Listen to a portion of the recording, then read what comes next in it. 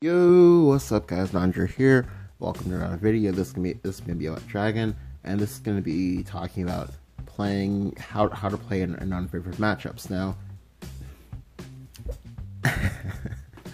I know people like to meme that Dragon is stronger versus everything, however that's not really the case. Dragon does have some weak matchups, and generally for the most part, with the different ways of how you can build Dragon, those weak matchups are going to change. Like for example, if you build more storm heavy, then if you brick versus lower decks, then they can lose.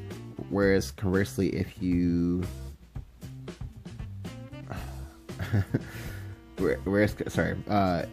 sorry, I actually said that incorrectly. If you have like storm variants, and if you have the variant that has storm, and you like don't see like your anti-aggro tools versus aggro, you're gonna die. Whereas conversely, if you're the slower control-y type variant, and you get matched up versus something that's also slow, however they're slower than you in the sense of what they want to do is a lot more powerful than what you're doing, but it's also kind of slow. Like for example, Nethys or Aegis, then you're gonna lose because you don't have any storm. You can't actually put any like actual pressure on them. So this game is gonna be versus Haven.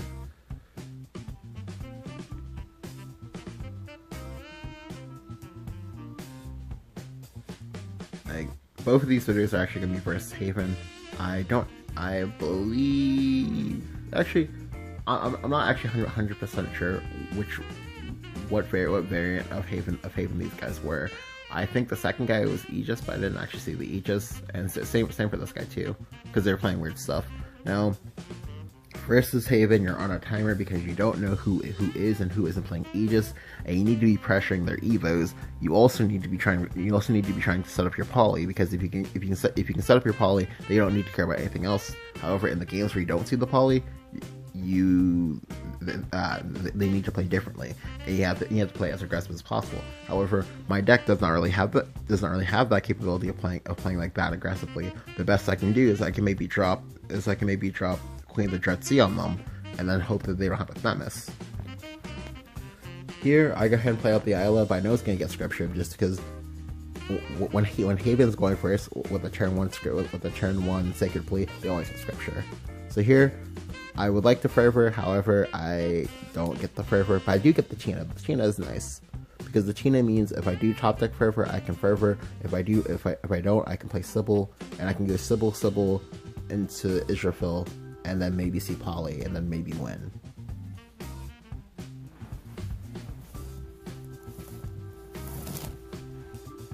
So he goes Cudgel. Cudgel is actually a really weak play by my opponent. So I'm really hoping to get this Fervor. I finally do actually get the Fervor. So I get the Fervor. I go ahead and Fervor. I do draw the Queen of the Dread Sea. However, like I said, if I can avoid using her, I'm gonna try to avoid using her. So this turn is basically gonna be like my do or die turn. If I see the poly next turn, then I'm good to go. However, if I don't, then I'm gonna have to like change my game plan significantly. When he plays the Divine Bird songs, I'm like, oh, is he Storm Aegis or is he just like Storm Haven? Which is kind of weird to see him play out his Storm units on turn 6, but stuff happens. Additionally, I did actually misplay that turn. What I should have done was I should have gone Blazing Breath into Dragonite Fist. If I do it that way, that means I get to keep one extra Evo, and keeping Evos versus Haven is actually really nice. So here, I just have to go in. Like, I cannot waste any more time. He already just showed me a Themis on top of that, which is one of those things that play helped me see. I know he most likely does not have Tribunal. If he does, it doesn't even answer this board correctly. He needs to have exactly second Themis in order to still be alive, because right now I have 27 damage in play. Yeah, something like 27 damage in play, because I lied. It's not 27, it's 25.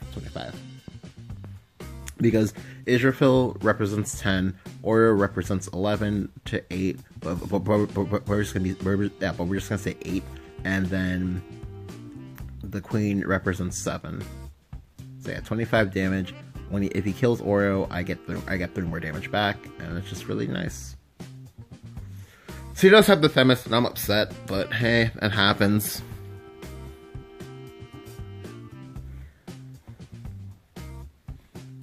But that doesn't matter. I just have to dig for this poly, and I have to go ahead and play out my Oreo again. I do have some leeway if I do actually see the poly off the top here, because if I do, then that means that I can actually race his Aegis. However, he plays that Curate and then doesn't trade. That's fine, because he didn't trade. That's actually really good for me. Even though it doesn't seem like it, it's good for me in the sense of that. Well, I know for a fact he is Aegis, and he just like bricked and didn't see his Aegis because he's playing like a lot of these like weird cards. But I'm just gonna go ahead and toss out Rahab, and I'm just gonna go face. I cannot worry about trading anymore because having the board does not matter right now. The only thing that matters is I hit his face as hard and as fast as possible. Their Hob also being at 8-5, which is actually why I didn't play out the Tina, is actually super important because it now means that he either has to give me that last Devo, or he has to trade in his Curate. He goes for the trade. I'm expecting Tribunal to want to come out. However, he doesn't have it because he would have played it first if he had it. So here he plays a Healing Angel. I'm like, okay, cool, I'll take it. And here, what I do here is actually super, super important. Right, so I go ahead and because I know that next turn he's going to be getting a bird. What he can try to do is he can try to banish my Oreo. If he banishes my Oreo, I have no more damage in my hand. So what I'm going to do here is I'm going to Evo my Oreo. I'm going to hit him in the face for 10, drop him down to 3. Then I'm going to Bahamut my board. Now by Bahamuting, yes, I do give my opponent the ability to draw 4 cards, and I give him 4 creatures on the board. However, I'm at full HP. Like he's gonna need like 6 from hand or some shit like that in order to kill me. So he's gonna need to have exactly Garuda plus. Actually, no, not even Garuda does it because. Not even Garuda does it because he's gonna have full board space if he goes to play out the Garuda, so he can't even try to like Garuda to pop something in order to kill me that way. So by doing this, I keep my Oreo safely in my hand, and now he has to heal and deal with the Bahamut in the same turn. And I know for a fact he can't do that because he's already played 2 Themises. He most likely isn't playing Tribunal just from the way that I've been seeing him play, and yeah, like when that happens, there's gonna be nothing he can do, like because the only good heal that he has left in his deck is Curate, and then also Healing Angel, but he would have to have exactly 3rd Healing Angel and 3rd Themis in order to do that. So the odds of that happening are very, very, very, very low. And I still have the option to top deck Grimnir to kill him anyway. So he doesn't have it and he concedes. Like a really, really big part of that game just came down to just me realizing that I just had to play out that turn before he played Aegis as aggressive as possible. I know that's something that people don't want to hear when it comes to how to beat your counters, but it really is just, you know, if you out tempo them, then they suddenly can't play whatever it was that they were going to use to kill you. So the second game, again, Ulcer versus Haven. This game is also going to be showing you guys why Iron Maiden is pretty trash.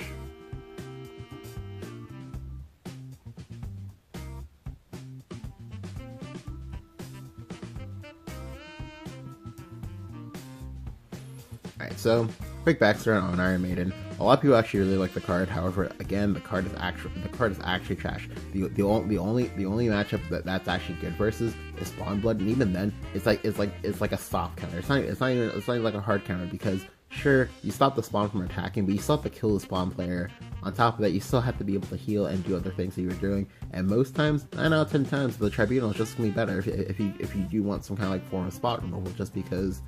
Additionally, Spawn Blood, well, with the neutral package in general, they also have HP buffs. It's not just attack buffs, and usually, with the exception of Wise Merman, all of these things already start off at 2 HP. So if you buff them even once, then the Tribunal isn't even actually doing anything. The only thing it's doing is just like delaying the inevitable. And it's one of those cards where, like, unless you have like additional forms of spot removal with it, or like AoE, like, so for example, if you have Ancient Lion Spirit or like Dark Shaman, then maybe you can make something work with it. But that's a lot of really bad. Well, neither ALS or Dark Shaman are bad, but that's a lot of like really not cards you want to play because you'd rather play other things. Like, for example, you'd rather play March Hare's Tea Time, or you'd rather play Garuda. Especially versus Dragon, because versus Dragon, a lot of times we don't even play that many creatures to begin with, and most times, I guarantee you, Tribunal. If you ask any actually good Dragon player, they will tell you straight up, Tribunal is way more annoying than Iron Maiden. So he plays up the Sacred Plea, that's fine. My hand is actually really shitty, because I like it's banished, Illyrial and Grimnir aren't actually good, neither is Tina. So I do get the Forever to kind of salvage my hand. He plays with the Beast Claw Aureus, and I have to be kind of afraid for his turn 5 swing, for his turn 6 swing. However, because he played out the Aria on 3, I now know that whenever I do into his turn 6 turn will not be Themist. So I play at the Rahab, and here he plays Iron Maiden. Now, let's go ahead and look. So if that was a Tribunal, I would, not have this guy in play at all.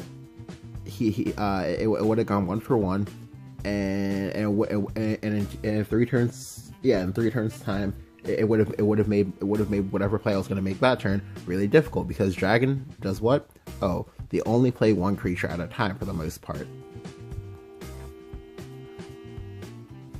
So it goes for them. So the Maiden hits my Rahab, but that's fine. I don't care about that. I'm just gonna sacrifice Rahab because he's not gonna do anything anymore in this matchup. He's already too weak. He's also gonna be at 1 HP. However, my opponent also has Scripture, and you see there, yeah, like when you use a removal spell or a removal effect, you want that removal effect to go 1 for 1, or if it's an AoE, you want it to give you at least a +1. A really bad removal spell is the removal spell that needs another removal spell to go with it.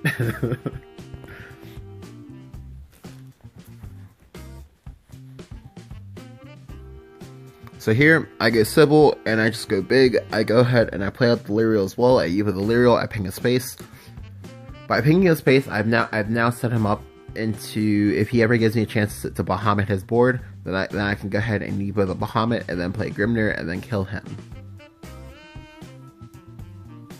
Again, most likely my opponent will not be using a Themist on this board. I expect him to actually Eva the Tiger. However, instead he surprises me with Monk of Purification. So now I have to think he's Alana's. However, I don't even know, because again, Haven players play some weird as fuck shit.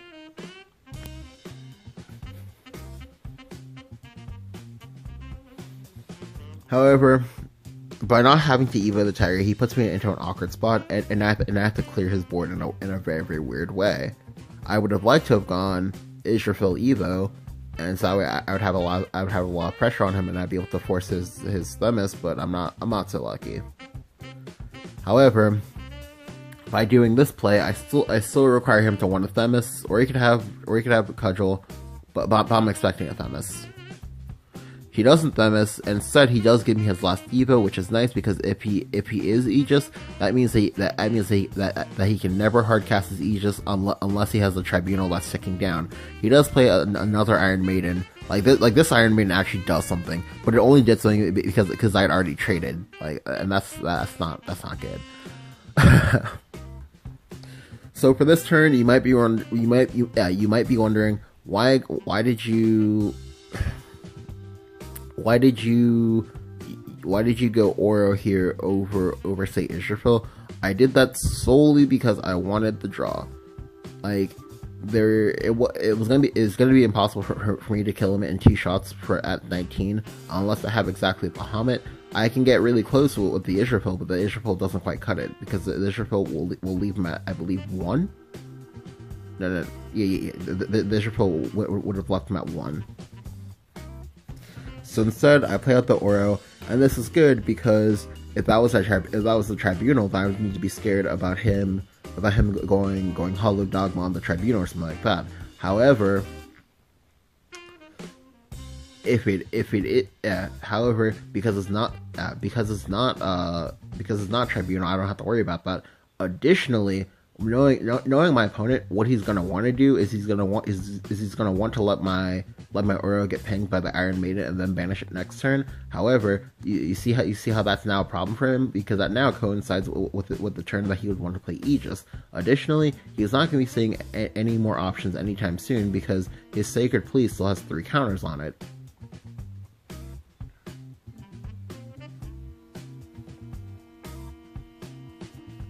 So he plays out Snow White here, that's fine, I don't care about that. He then also plays out Monastic Holy Water into Holy Water, which is, right, so this part was actually a mistake, my opponent's part. If you knew you were going to draw cards, you should have drawn cards first. Because then he also gets the Hollow Dogma, and this is actually really scary for me, because my opponent just drew 5 fucking cards. A control player just drew 5 cards in one turn, that's actually terrifying. But again, you see how if that was a Tribunal, that would have been in an awkward spot again, because I would not have had anything on the board. When Dragon doesn't have anything on the board, Dragon is losing.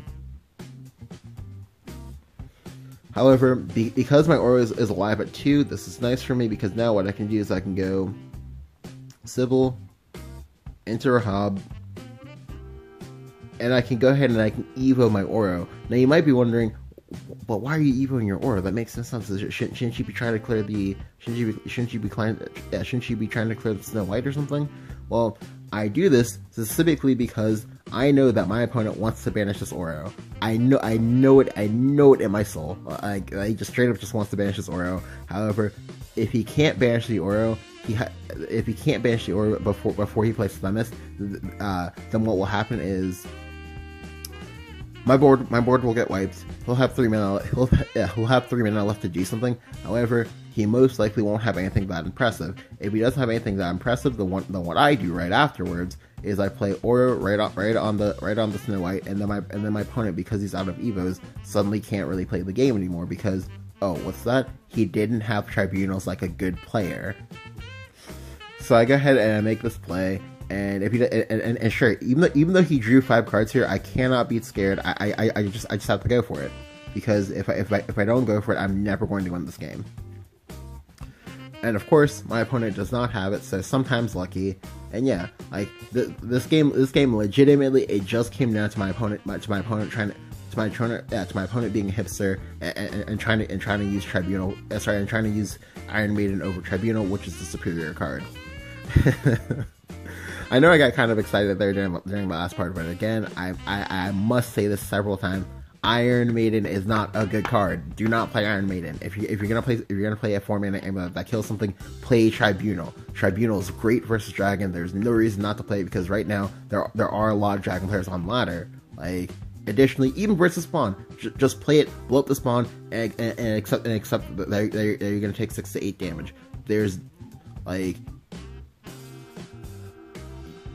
Right, you're a class that you're a class that has healing, and he was already running shit like Monk of Purification in the first place. You can afford to take a little bit of damage, because you're just gonna heal all of it off. But anyway, hope you guys enjoyed, and I'll catch you guys next time. Peace.